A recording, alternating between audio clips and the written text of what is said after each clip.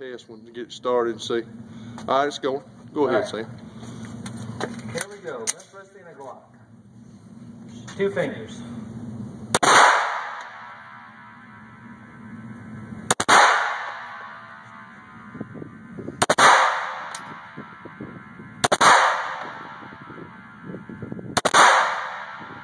Got a stovepipe on the 5th, but that's what, 10 rounds? Yeah, that's limpwristing.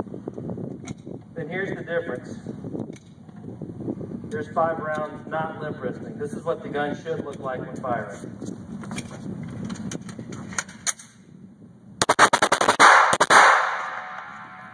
No problems. No problems. Smooth. All right. All righty.